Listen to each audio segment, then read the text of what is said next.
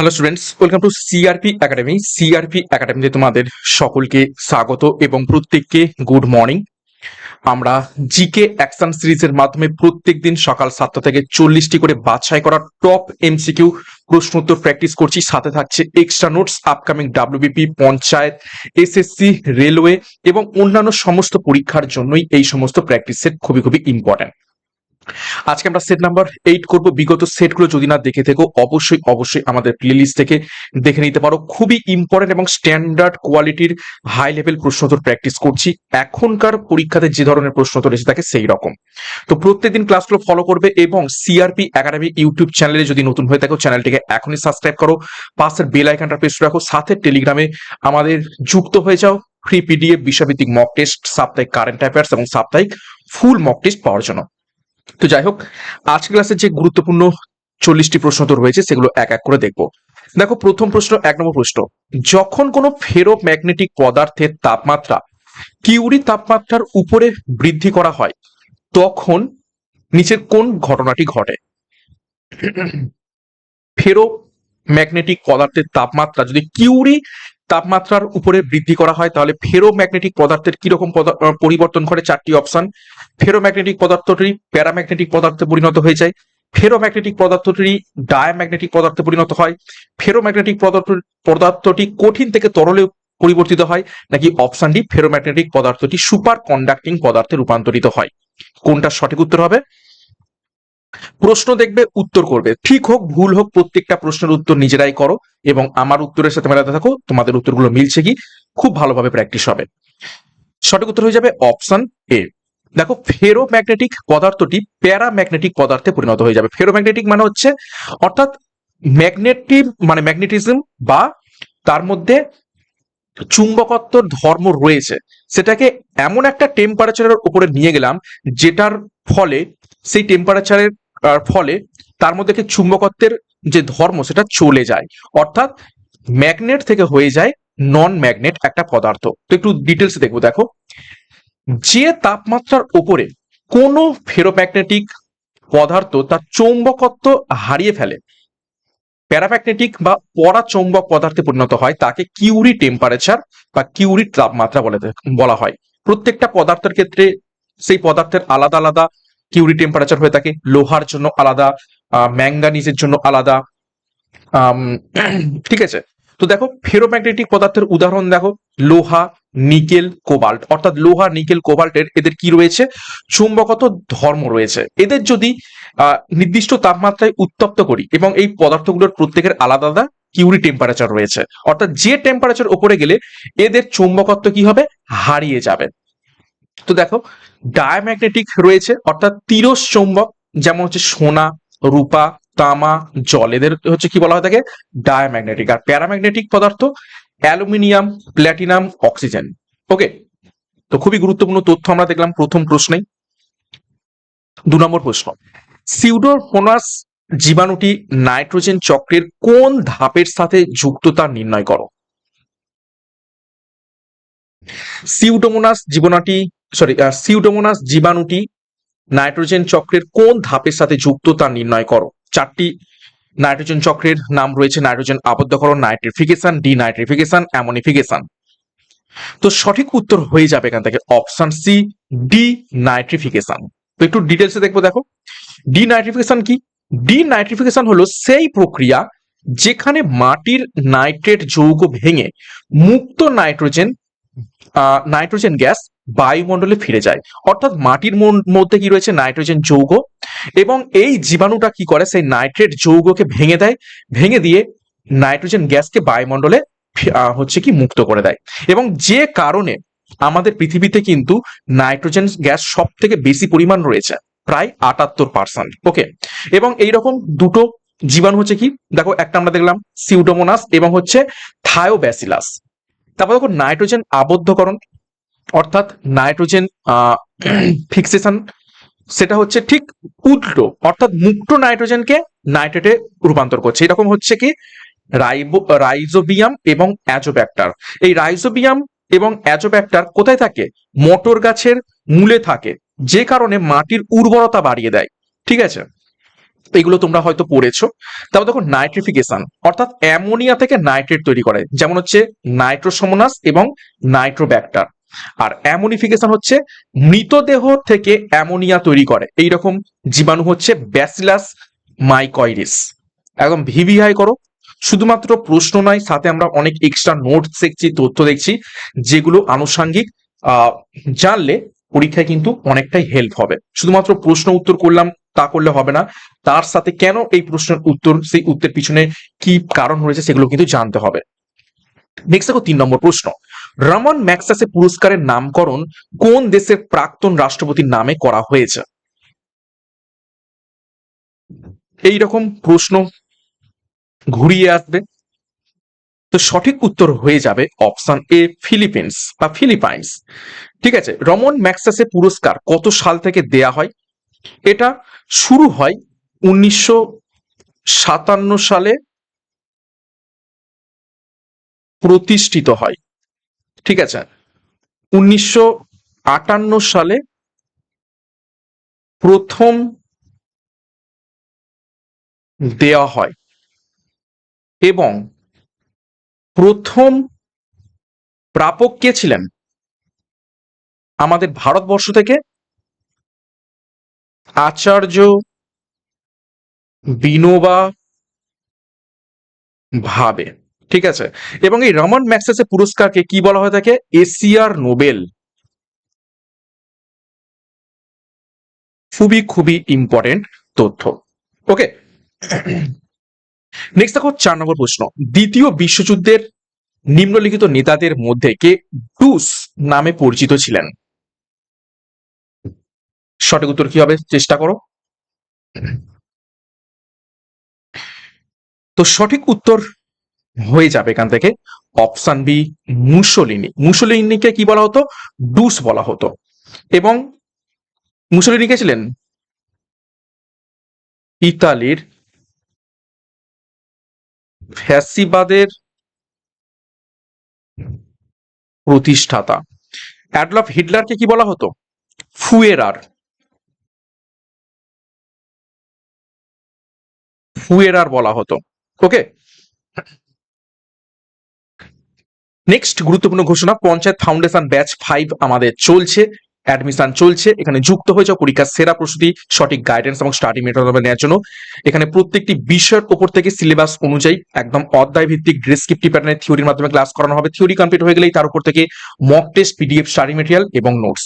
সাথে upcoming police পরীক্ষাকে লক্ষ্য করেও মিশন খাকি পুলিশ ব্যাচ, এখানেও অ্যাডমিশন চলছে। পরীক্ষার সিলেবাস এবং এক্সাম প্যাটার্ন অনুযায়ী প্রত্যেকটি বিষয়ের অধ্যায় ভিত্তিক ডেসক্রিপটিভ প্যাটার্নের থিওরির মাধ্যমে ক্লাস পাবে। তো যোগাযোগ করো 9647553612 নাম্বারে, বিস্তারিত ডেসক্রিপশন বক্স রয়েছে। যার যে ব্যাচ কোর্সের প্রয়োজন রয়েছে সেই অনুযায়ী যুক্ত হয়ে যাও পরীক্ষার সেরা প্রস্তুতি নেওয়ার জন্য। নেক্সট দেখো 5 নম্বর প্রশ্ন, নিচের কোন অ্যাসিডটি চায়ে পাওয়া যায়? সঠিক উত্তর হয়ে যাবে অপশন ডি, ট্যানিক অ্যাসিড। দেখো, আপেলে থাকে ম্যালিক অ্যাসিড এবং লেবুতে থাকে সাইট্রিক অ্যাসিড। তারপর দেখো, তেঁতুল এবং আঙুরে থাকে টার্টারিক অ্যাসিড। দই বা টক দুধে থাকে ল্যাকটিক অ্যাসিড। পিঁপড়ে বা মৌমাছির হুলে থাকে ফর্মিক অ্যাসিড। আর টমেটো থাকে কি? Oxalic acid. এই তথ্যগুলো কিন্তু বারবার করে করবে। ঠিক আছে, প্রশ্ন হয়তো চায় না দিয়ে বললো যে পিঁপড়ের হুলে কোন অ্যাসিড থাকে, তখন উত্তর হয়ে যাবে ফর্মিক অ্যাসিড। তো এই যে এক্সট্রা নোটস গুলো আনুষঙ্গিক কোন প্রশ্নে থাকে, কোন ধরনের রিলেটেড প্রশ্ন আসতে পারে, সেগুলো কিন্তু ভালোভাবে দেখবে। নেক্সট দেখো 6 নম্বর প্রশ্ন, বিশ্ব পরিবেশ দিবস কোন দিনটিতে পালন করা হয়? একদম ইজি প্রশ্ন, সঠিক উত্তর করে ফেলো টাইম ওয়েস্ট না করে। আমি টাইম ওয়েস্ট করবো না, সঠিক উত্তর মিলে নাও অপশনে 5ই জুন। কেন 5ই জুন এই বিশ্ব পরিবেশ দিবস পালন করা হয় সেটা আমাদের জানতে হবে। সেটা হচ্ছে 1972 সালে, ঠিক আছে, 5th জুন কি হয়েছিল? বিখ্যাত স্টক হোম সম্মেলন। এবং সেই জন্যই এই 5ই জুনকে 1974 সাল থেকে বিশ্ব পরিবেশ দিবস হিসাবে পালন করা হয়ে আসছে। ঠিক আছে, আচ্ছা এখান থেকে একটু গুরুত্বপূর্ণ তথ্যগুলো দেখে নাও। আচ্ছা, এখানে আমি একটু উড়িয়ে দিই এটা যাতে বুঝতে সুবিধা হয়। 1972 সালের 5th জুন স্টকহোম সম্মেলন। ওকে, এছাড়া দেখো বিশ্ব ধরিত্রী দিবস পালন হয় 22 এপ্রিল, বিশ্ব জল দিবস পালিত হয়ে থাকে 22 মার্চ, বিশ্ব ওজন দিবস পালিত হয়ে থাকে 16 সেপ্টেম্বর এবং বিশ্ব জীব বৈচিত্র্য দিবস পালিত হয়ে থাকে কি 22 মে। খুবই খুবই ইম্পর্টেন্ট, বিভিন্ন গুরুত্বপূর্ণ পরিবেশ সংক্রান্ত দিবস।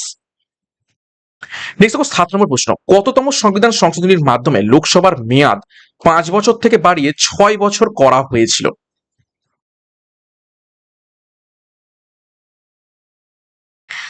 সঠিক উত্তর হয়ে যাবে অপশন বি, 42তম সংবিধান সংশোধনী। এবং এটা কত সালে হয়েছিল সকলেই জানো, 1976 সালে, যেটাকে কি বলা হয়ে থাকে, এই 42তম সংশোধনীকে মিনি কনস্টিটিউশন বলা হয়ে থাকে। ওকে, এবং আমরা তো জানি লোকসভার মেয়াদ 5 বছর করে, এখানে দেখো 5 বছর থেকে 6 বছর করা হয়েছিল। তো ঠিক তার 2 বছর পর 1978 সালে 44তম সংবিধান সংশোধনীর মাধ্যমে আবার পুনরায় 6 বছর থেকে কমিয়ে 5 বছর করা হয় এবং বর্তমানে লোকসভার মেয়াদ 5 বছরই রয়েছে। 5 বছর ছাড়া ছাড়া কি হয়, নির্বাচন হয়ে থাকে। নেক্সট দেখো 8 নম্বর প্রশ্ন, তামিলনাড়ুর কোন স্থানে কুমারী আম্মান মন্দিরটি অবস্থিত রয়েছে?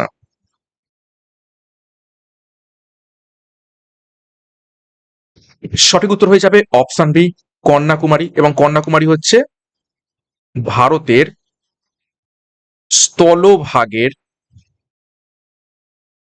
দক্ষিণতম বিন্দু। 9 নম্বর প্রশ্ন, হাওয়া মহল কে তৈরি করেছিলেন?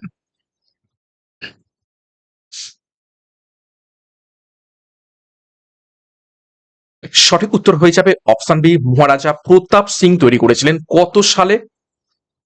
1799 সালে। কোথায় অবস্থিত রয়েছে?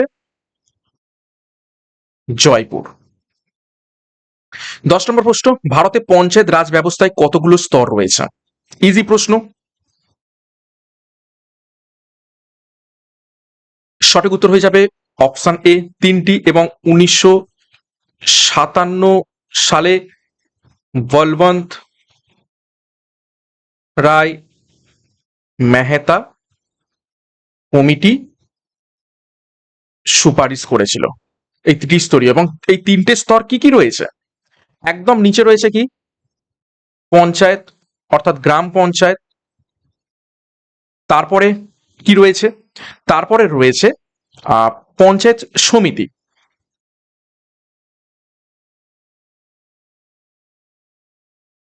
আর সবার উপরে কি রয়েছে?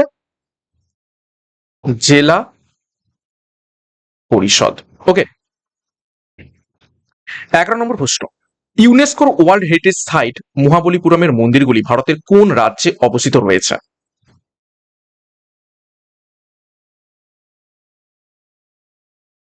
সঠিক উত্তর হয়ে যাবে অপশন সি, তামিলনাড়ু। এই মহাবলীপুরমের মন্দিরগুলো কে নির্মাণ করেছিলেন? পল্লব রাজ প্রথম নরসিংহ বর্মন। 12 নম্বর প্রশ্ন, নিচের কোন আর্টিকেলে the admission or establishment of the new state সম্পর্কে বলা হয়েছে? অর্থাৎ নতুন রাজ্য ভারতের সাথে যুক্ত হবে, ঠিক আছে, এই ব্যাপারে কোন আর্টিকেলে বলা রয়েছে? সঠিক উত্তর হয়ে যাবে অপশন বি, আর্টিকেল 2। 13 নম্বর প্রশ্ন, দক্ষিণ ভারতের ফসল উৎসবটি হলো নিচের কোনটি?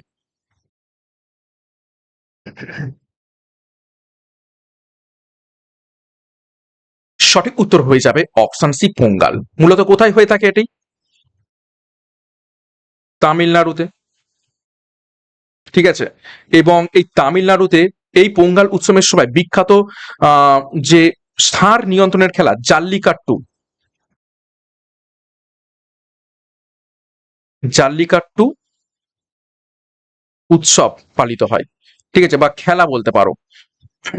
এছাড়া দেখো ওনাম, কেরালার বিখ্যাত ফসল কাটার উৎসব যেখানে নৌকা বাইচ হয়ে থাকে। বিহু, আসামের বিখ্যাত কৃষিভিত্তিক উৎসব। উত্তর ভারত এবং বাংলায় এই সময় মকর সংক্রান্তি বা পৌষ সংক্রান্তি পালিত হয় এবং পাঞ্জাবে বৈশাখী পালিত হয়ে থাকে। 14 নম্বর প্রশ্ন, দুধের পিএইচ এর মাত্রা হলো নিচের কোনটি?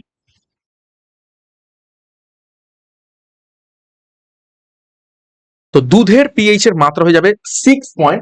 সিক্স। 15 নম্বর প্রশ্ন, মহাকাশচারীদের কাছে আকাশের রং নিচের কোনটি? মহাকাশচারীরা আকাশের রং কি দেখতে পায়? আমরা পৃথিবী থেকে তো নীল দেখতে পাই, কিন্তু মহাকাশচারীরা আকাশের রং কালো দেখে, কেননা কোনো রকম মাধ্যম নেই, এবং মাধ্যম না থাকার জন্য সেখানে আলোর কোনো রকম বিক্ষেপণ হয় না, ঠিক আছে? তো সেই জন্য কালো দেখতে পায়। এবং এই নীল আকাশ পৃথিবী থেকে কেন দেখতে পাওয়া যায়? স্ক্যাটারিং এর জন্য। স্ক্যাটারিং অর্থাৎ বিক্ষেপণের জন্য পৃথিবী থেকে নীল রং দেখতে পাওয়া যায়। 16 নম্বর প্রশ্ন, পলাশির যুদ্ধ হয়েছিল কোন তারিখে, কত সালে?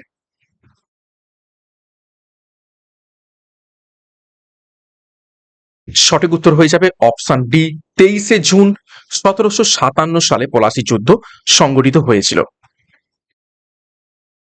নেক্সট 17 নম্বর প্রশ্ন, সমুদ্রগুপ্তের এলাহাবাদ প্রশস্তি কার রচনা? তো সঠিক উত্তর হয়ে যাবে সমুদ্রগুপ্তের এলাহাবাদ প্রশস্তি কার রচনা? অপশন ডি, হরিসেনের রচনা। হরিসেনকে সমুদ্রগুপ্তের সভাকবি ছিলেন, ঠিক আছে? তো দেখো কিছু গুরুত্বপূর্ণ তথ্য দেখব। বাণভট্ট ছিলেন হর্ষবর্ধনের সভাকবি, তিনি হর্ষচরিত এবং কাদম্বরী রচনা করেছিলেন। কলহন অপশন এতে দেখতে পাচ্ছ, কলহনের বিখ্যাত রাজতরঙ্গিনী গ্রন্থ, যেখান থেকে প্রাচীন কাশ্মীরের ইতিহাস জানতে পারা যায়। বিলহনের গুরুত্বপূর্ণ রচনা বিক্রমাঙ্ক দেব চরিত, ঠিক আছে? এবং রবিকীর্তি, তিনি আইহোল প্রশস্তি লিখেছিলেন, তিনি দ্বিতীয় পুলকেশীর সভাকবি ছিলেন। নেক্সট দেখো 18 নম্বর প্রশ্ন, ইন্টিগ্রেটেড সার্কিট অর্থাৎ আইসি প্রযুক্তি বিকাশে অবদানের জন্য নিচের মধ্যে কে নোবেল পুরস্কার পেয়েছিলেন?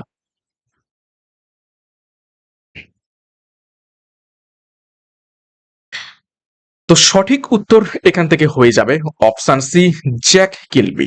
জ্যাক কিলবি এই আইসি আবিষ্কারের জন্য কি পেয়েছিলেন? নোবেল পুরস্কার পেয়েছিলেন, ঠিক আছে? এবং এই আইসি কোন প্রজন্ম থেকে শুরু হয়? থার্ড জেনারেশন, থার্ড জেনারেশনের কম্পিউটার। 19 নম্বর প্রশ্ন, নিম্নলিখিত কোন প্রোটোকল উচ্চ স্তরের প্রোটোকল অ্যাড্রেসগুলিকে ফিজিক্যাল নেটওয়ার্ক অ্যাড্রেসগুলিতে রূপান্তরিত করার জন্য দায়ী? কম্পিউটার সংক্রান্ত কিছু প্রশ্ন। নিম্নলিখিত কোন প্রোটোকলটি উচ্চ স্তরের প্রোটোকল অ্যাড্রেসগুলোকে ফিজিক্যাল নেটওয়ার্ক অ্যাড্রেসগুলিতে রূপান্তর করার জন্য দায়ী? সঠিক উত্তর হবে option A, address resolution protocol অর্থাৎ এআরপি। ওকে, এআরপি বা অ্যাড্রেস রেজলিউশন প্রোটোকল মূলত একটি আইপি অ্যাড্রেসকে ফিজিক্যাল বা ম্যাক অ্যাড্রেসে রূপান্তরিত করে। 20 নম্বর প্রশ্ন, এ প্যাসেজ টু ইন্ডিয়া উপন্যাসটি লিখেছেন নিচের কোন ব্যক্তি?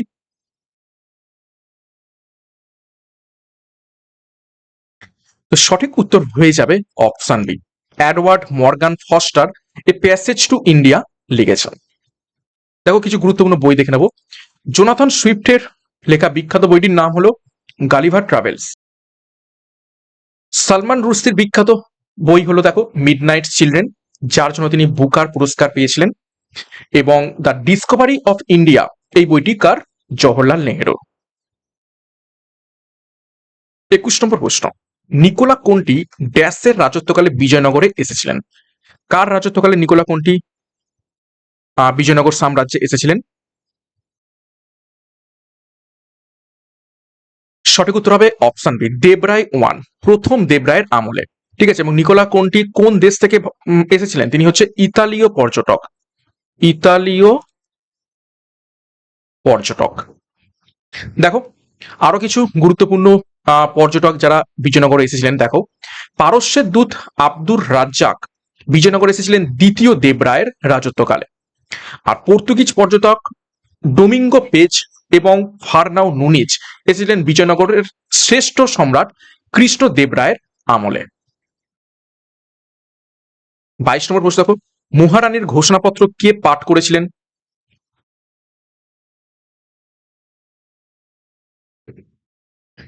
প্রশ্ন দেখো, উত্তর করো। সঠিক উত্তর অপশন ডি, লর্ড ক্যানিং।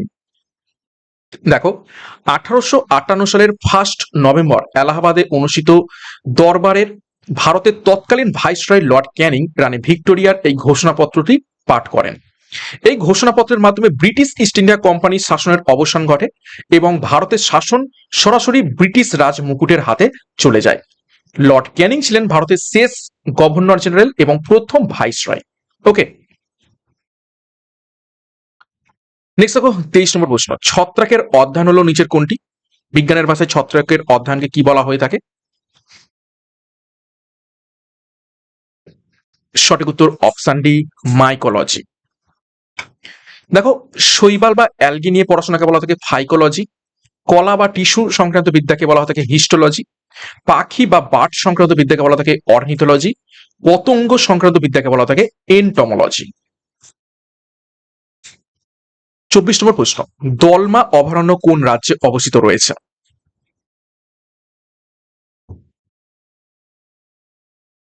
সঠিক উত্তর হয়ে যাবে অপশন সি, ঝাড়খণ্ড অবস্থিত রয়েছে। এবং দলমা অভয়ারণ্য কিসের জন্য বিখ্যাত? হাতির জন্য বিখ্যাত। 25 নম্বর প্রশ্ন। চিতার বিজ্ঞানসম্মত নাম হলো নিচের কোনটি?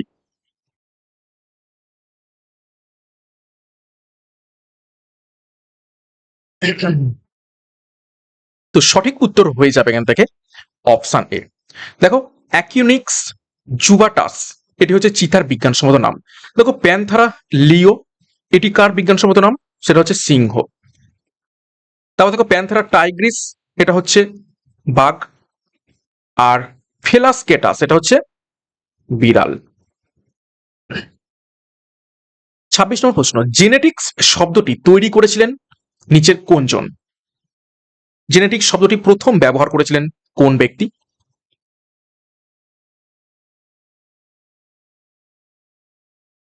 সঠিক উত্তর হয়ে যাবে অপশন সি, উইলিয়াম ব্যাটসন। ঠিক আছে, আচ্ছা, কত সালে ব্যবহার করেছিলেন? 1905 সালে।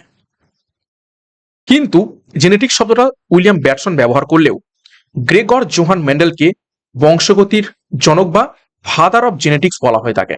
তিনি মটর গাছ নিয়ে পরীক্ষা করেছিলেন। তো এটা কিন্তু তফাৎ মনে রাখবে। জেনেটিক্স শব্দ ব্যবহার করেছেন উইলিয়াম ব্যাটসন, কিন্তু ফাদার অফ জেনেটিক্স বলা থাকে গ্রেগর জোহান মেন্ডেলকে।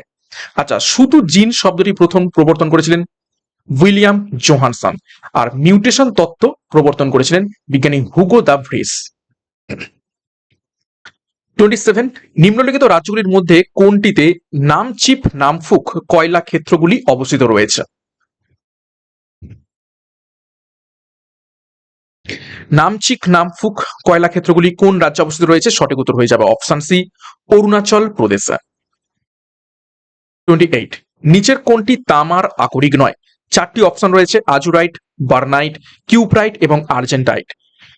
এর মধ্যে তিনটে তামার আকরিক, একটি নয়। কোনটি নয় সেটা খুঁজে বের করো।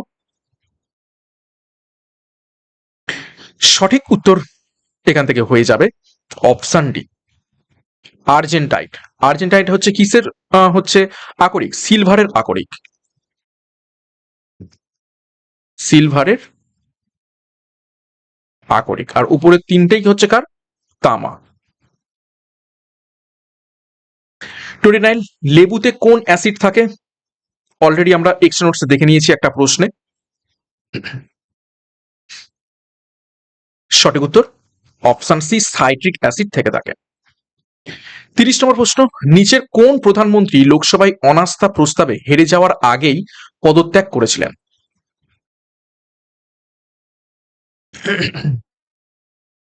নিচের কোন প্রধানমন্ত্রী লোকসভায় অনাস্থা প্রস্তাবে হেরে যাওয়ার আগেই পদত্যাগ করেছিলেন? সঠিক উত্তর হয়ে যাবে অপশন ডি, চরণ সিং।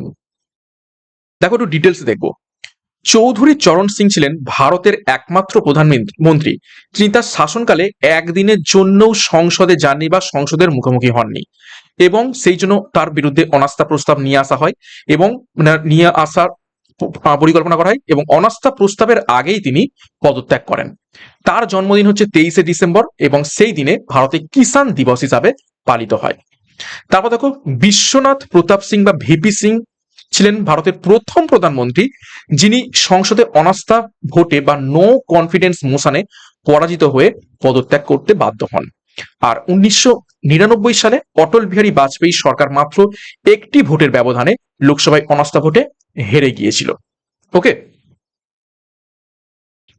31 নম্বর প্রশ্ন। কলিঙ্গ পুরস্কার প্রদান করে কোন সংস্থা?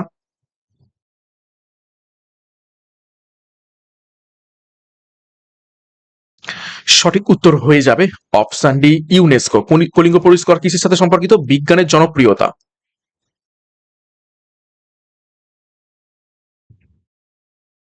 ওকে, কত সাল থেকে এটা দেয়া হচ্ছে? 1952 সাল থেকে। 32 নম্বর প্রশ্ন, ভারতের সংবিধানের নিম্নলিখিত কোন তফসিলে ভারতের বিভিন্ন সাংবিধানিক পদের শপথ গ্রহণ সম্পর্কে লেখা রয়েছে? অর্থাৎ ওথ, ওথ সম্পর্কে বলা রয়েছে কোন এতে? দেখো, টিয়ার্স অফ ওল্ড পিএম মনে করো, TEARS, old tears of, sorry, tears of old PM. ঠিক আছে, তো এখানে এ 3 নম্বর যেটা রয়েছে সেটা হচ্ছে কি অ্যাফার্মেশন এবং ওথ। তাহলে সঠিক উত্তর হয়ে যাবে অপশন বি তৃতীয় তপশিল। এগুলো সব সুন্দরভাবে আমাদের ব্যাচ কোর্সে করানো হয়েছে এইসব ট্রিক। 33 নম্বর প্রশ্ন, রাতের অবতরণের জন্য বিমানের রানওয়েতে কোন রঙের আলো দিয়ে দিক নির্দেশ করা থাকে?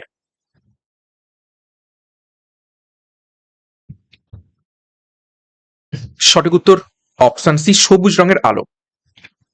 34 নম্বর প্রশ্ন, বায়ুমণ্ডলের গৌণ দূষক বা সেকেন্ডারি পলিউটেন্টটি হলো নিচের কোনটি? গৌণ দূষক কাদের বলবো? গৌণ দূষক হলো সেই সমস্ত দূষক যেগুলি বায়ুমণ্ডলের রাসায়নিক বিক্রিয়ার ফলে উৎপন্ন হয়। ঠিক আছে, সরাসরি পরিবেশকে দূষণ করে না, কিন্তু অন্য কোনো মাধ্যমে নিজে থেকে উৎপন্ন হয় এবং তারপরে দূষিত হয়। তো সঠিক উত্তর হয়ে যাবে অপশানে ওজন। ওজনের সংকেত কি? O3। 35, গান্ধীজি কংগ্রেসের কোন অধিবেশনে সভাপতি হয়েছিলেন?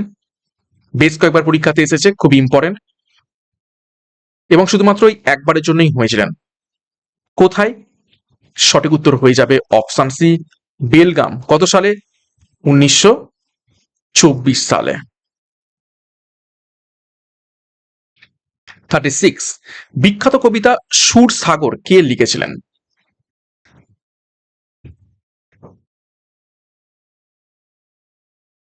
সঠিক উত্তর অপশন বি সুরদাস।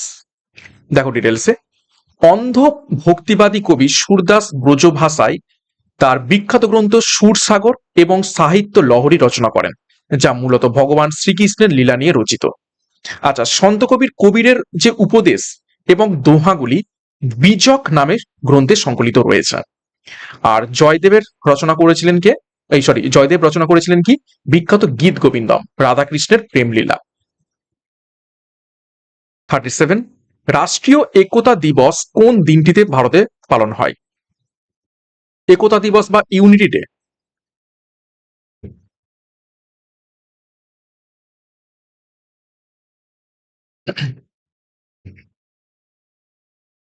সঠিক উত্তর হয়ে যাবে অপশন ডি 31শে অক্টোবর। ঠিক আছে, আচ্ছা, এবং এই একতা দিবস কার উদ্দেশ্যে করা হয়ে থাকে? সর্দার বল্লভ ভাই প্যাটেলের জন্মদিন 31শে অক্টোবর। তাকে কি বলা হতো? লৌহ মানব। ঠিক আছে, 38 নম্বর প্রশ্ন, ব্রিটিশ সরকার মহাত্মা গান্ধীকে কাইজারি হিন্দ উপাধি দিয়েছিল তার কোন ক্ষেত্রে অংশগ্রহণের জন্য বা অবদানের জন্য?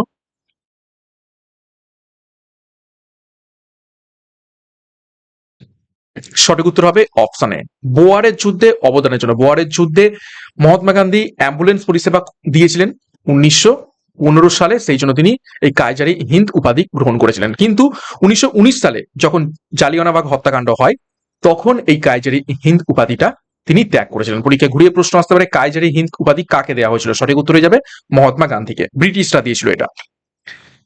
39, আকাশ নীল দেখার কারণ হলো নিচের কোনটি? এই প্রশ্নটাও অলরেডি বলে দিয়েছি।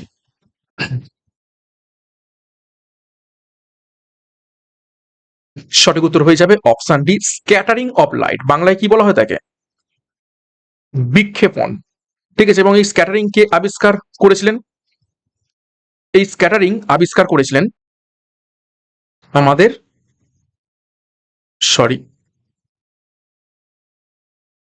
C V Ramon. ঠিক আছে, তিনি এই বিক্ষেপণ আবিষ্কার করেছেন, আলোর একটি ধর্ম, এবং যে জন্য তিনি 1930 সালে নোবেল পান। 40 নম্বর প্রশ্ন এবং আজকের ক্লাসের শেষ প্রশ্ন, মাদার টেরেজা প্রতিষ্ঠিত মিশনারি অফ চ্যারিটির সদর দপ্তর কোনটি?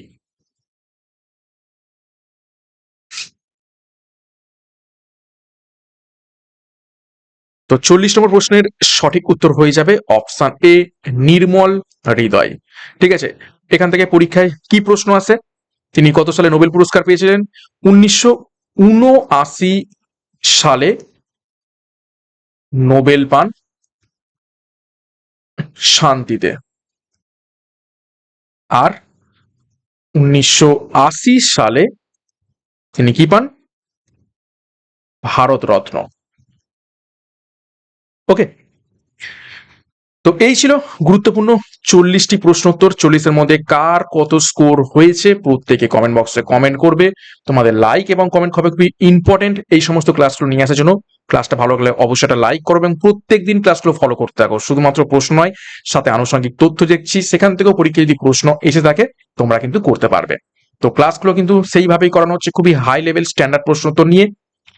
এবং আমাদের যে ব্যাচ কোর্স রয়েছে পঞ্চায়েত ফাউন্ডেশন ব্যাচ 5, অ্যাডমিশন চলছে, যোগাযোগ করো 9647553612 নাম্বারে। সাথে পুলিশেরও ব্যাচ কোর্স অ্যাডমিশন চলছে, আমাদের সাথে যোগাযোগ করো, বিস্তারিত ডিসক্রিপশন বক্সে পেয়ে যাবে। একদম পরীক্ষার সিলেবাস এবং এক্সাম প্যাটার্ন অনুযায়ী প্রত্যেকটি বিষয়ের প্রত্যেকটা অধ্যায় ধরে ধরে ডেসক্রিপটিভ প্যাটার্নে থিওরির মাধ্যমে ক্লাসগুলো করানো হচ্ছে। থিওরি কমপ্লিট হয়ে গেলে এই মক টেস্ট সেই টপিকের উপর থেকে, সাথে পিডিএফ স্টাডি মেটেরিয়াল এবং নোটস। ওকে, এবং নতুন হয়ে থাকলে চ্যানেলটিকে এখনই সাবস্ক্রাইব করো, পাশের বেল আইকনটা প্রেস করে রাখো গুরুত্বপূর্ণ ক্লাসের নোটিফিকেশনগুলো পাওয়ার জন্য, এবং টেলিগ্রামে যুক্ত যাও ফ্রি পিডিএফ, বিশ্বভিত্তিক মক টেস্ট, সাপ্তাহিক কারেন্ট অ্যাফেয়ার্স এবং সাপ্তাহিক ফুল মক টেস্ট পাওয়ার জন্য।